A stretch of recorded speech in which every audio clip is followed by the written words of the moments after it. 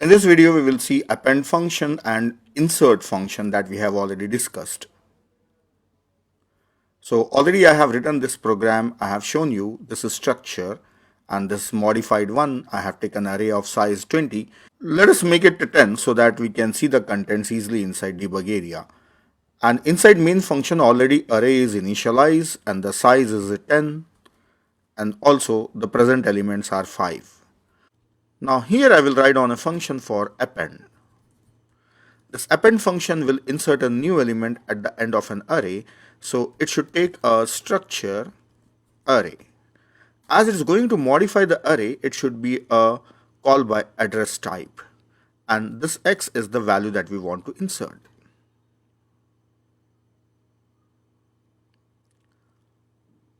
Now append means just we will be inserting a new element at the end of this array. Right now the elements are 2, 3, 4, 5, 6, so a new element should come after 6. So before insertion, first of all, we should check whether there is sufficient space or not. If ARR arrow, that is caps, length is less than ARR's size, then there is a free space available. Otherwise, we cannot insert any element. So for inserting an element in an array A of ARR's length. So we can insert it at a position length and also increment length. The value x should be stored. That's all, end of the function. I will call this append function inside main function by passing address of ARR and the value that I want to insert is 10.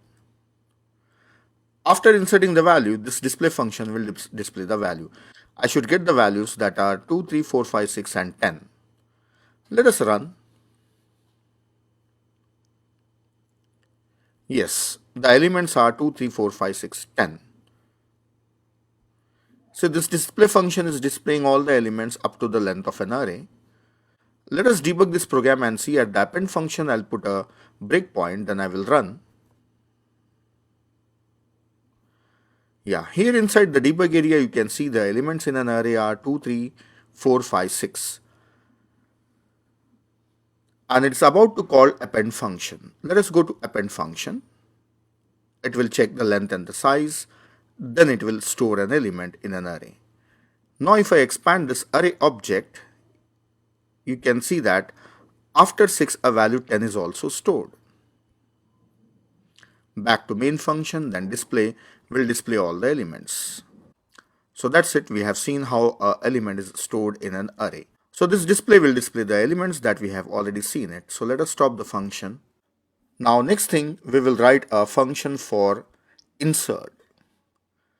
We have already discussed a function for insert, so above the main function I will write a function for insert.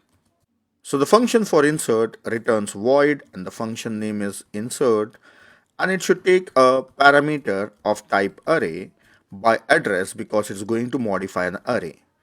The next thing is index at which we want to insert an element, and last is the value that we want to insert, the element that we want to insert. Before insertion, let us check whether the index given is valid or not. A valid index is from 0 to length of an array. So here I will check if index given is greater than or equal to 0 or not, and also this index should be less than or equal to ARR's length. This is valid index. If the index is valid, then only we'll perform insert operation. So for performing insert operation, we need a for loop. So for that, I will declare a variable I.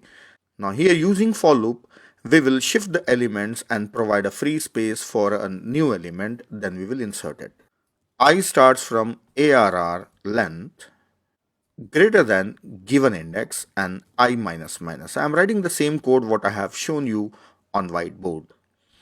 And at A of I, as A is inside an array object, so I have to use arrow operator for accessing it, A of I minus 1.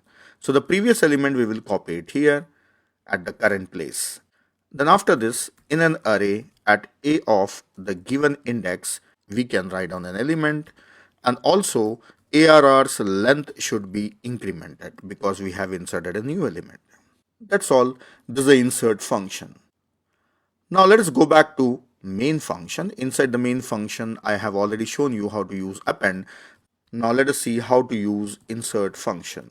For inserting, I have to pass array as a parameter, that is by address, and the index that I want to insert at index 5, that will be last index, and the value that I want to insert is 10. Then after that, all the elements will be displayed. So this 10 should be inserted after 6, because if you see the indices, this is 0, this is 1, this is 2, this is 3 and 4. At 5th index the element will be inserted, that is after 6. Let us run and check. Yes, 10 is inserted at the end. I will change the index. I will insert it at index 0. Let us run it again. Yes, 10 is inserted at index 0, that is the beginning index. Let us change the index once again and see 2. 2 means it should be inserted in between 3 and 4, that is after 3. Yes, it is in between 3 and 4. The value 10 is inserted. Now let us give the index as -2, then let us see what happens. I run again and the values are displayed. So 10 is not there. I'll give the index 9. Now let us run the program. See, still 10 is not inserted because the index was invalid. So that's all. In the remaining videos, I'll be using the same program. So it is having all the functions and the structure of an array available here.